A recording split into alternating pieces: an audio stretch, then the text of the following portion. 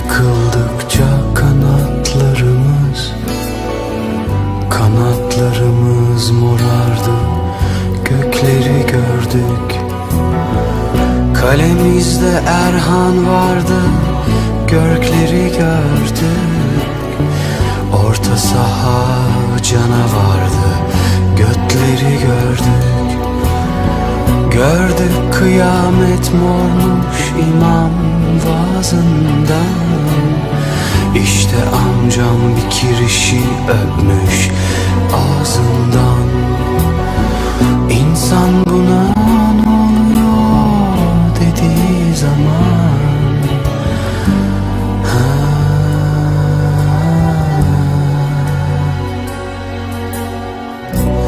must say goodbye to me.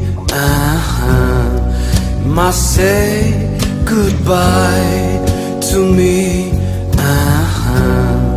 You must say goodbye to me. You must say goodbye to me.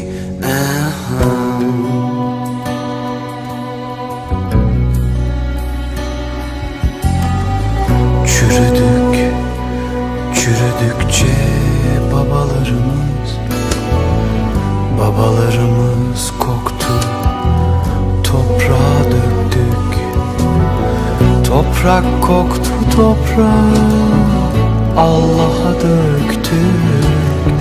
Allah çoktu, cehennemi cennete döktük. Döktük gitti aklımız, al pasiflora iç. Ali gelme okul çökmüş, seni şanslı piç.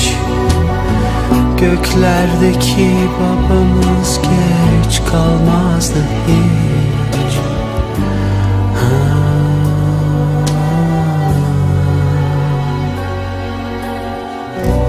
Must say goodbye to me. You must say goodbye to me. You must say goodbye to me. You must say goodbye to me.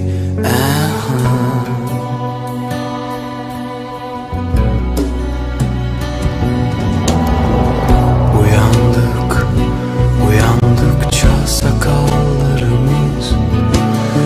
sakallarımız vardı. Dervişe kestik. Devlet aciz, rahmet olduk, yolları kestik. Mecbur kaldık, cesetlerden kolları kestik.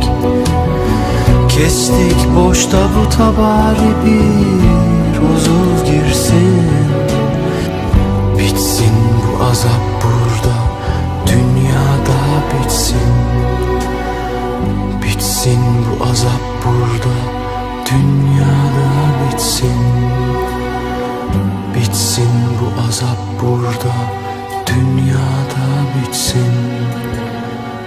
Bitsin bu azap burada, dünyada bitsin. Must say goodbye to me. You must say